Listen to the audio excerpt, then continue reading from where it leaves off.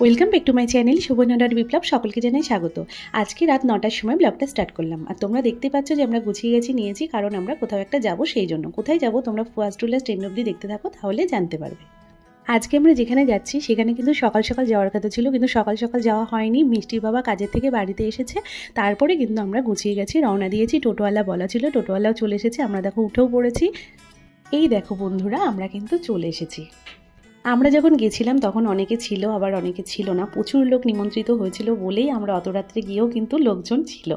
আর প্রথমে যাকে দেখলে ওটা হচ্ছে আমার বান্ধবী। ও কিন্তু পড়াশোনায় ভীষণ ভালো ছিল, ও এখন প্রাইমারি স্কুলের টিচার।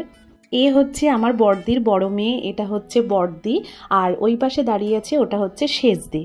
আর এটা হচ্ছে ছোটদি, আর এটা ছোটদির মেয়ে, মানে আমার ছোট পিসির সব আর কি মেয়েরা।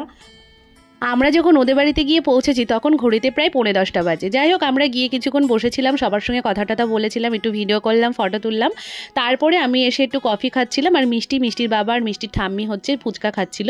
আর তোমাদের গেটের দিকটার থেকে ডেকোরেশনটা দেখাচ্ছি কেমন করেছে, খুব সুন্দর করেছিল। আশা করি তোমাদেরও ভালো লাগছে, যতটুকু পারলাম দেখালাম। আর এটা হচ্ছে আমার সেজো জামাইবু, আর যে আর কি পাঞ্জাবি পরে আছে ওটা হচ্ছে মেজো জামাইবাবু, মানে যার নাতনির আজকে বার্থডে। তোমাদের বলা হয়নি, আমরা বার্থডেতে গেছি।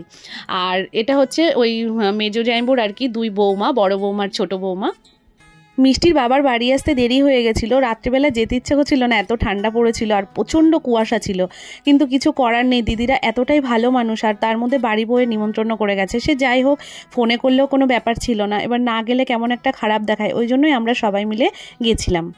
আর এদিকে দেখো বন্ধুরা, আমার দু জামাইবু কি মজা করছে। আসলে ওরা মজা করতে ভীষণই ভালোবাসে, আর সবার মধ্যে ভীষণ মিল। এবার দেখো ভেতরটা তোমাদেরকে দেখাচ্ছি, ভেতরের ডেকোরেশনটা কেমন হয়েছে। আমার তো ভীষণ ভালো লেগেছে, খুব সুন্দর লাগছিল ডেকোরেশন করাটা। যার আজকে বার্থডে সে হচ্ছে দিদির বড় ছেলের মেয়ে, ওর আজকে 5 বছর পূর্ণ হয়েছে। এখন যারা ভেতরে বসে আছে বেশিরভাগ ক্ষেত্রে সবাই বাড়ির লোকজন বা নিজেদের খুব কাছের মানুষজনরা বেশিরভাগ ক্ষেত্রে বসে আছে। অনেকে মানে যারা দূরের থেকে এসেছিল বা পাড়া গ্রামের যারা, বেশিরভাগ ক্ষেত্রে সবাই চলে গেছে, আবার অনেক রিলেটিভরাও অনেকে চলে গেছে। আর এদিকে মিষ্টি দেখো বেলুন নিয়ে কি মজা করছে। যথারীতি আমরা অনেকটা রাতেই গেছিলাম, তাই বলেছিলাম যে যাওয়ার পরপরই খেতে বসে যেও, তারপরে কিছুক্ষণ সময় কাটিয়ে বাড়িতে আসবো। কিন্তু আমরা যখন গেছিলাম তখনও কিন্তু প্রায় 150-200 জন মতন লোক ছিল। সিট পাওয়ার জন্য আগের থেকে বলে রাখা হচ্ছিল, যথারীতি আমরা সিট পাইনি বলে প্রথম দিকে বসতে পারিনি, তাই লাস্ট যে ব্যাচটা ছিল তার আগের ব্যাচে আমরা বসেছিলাম। তারপরে আমি মিষ্টিকে খাইয়ে দিয়ে আমি খেয়ে নিয়েছিলাম। দিদি বলল যে যারা নিরামিষভোজী তাদের জন্য আলাদা করে আয়োজন করা হয়েছে, যথারীতি তুই খেয়ে নে।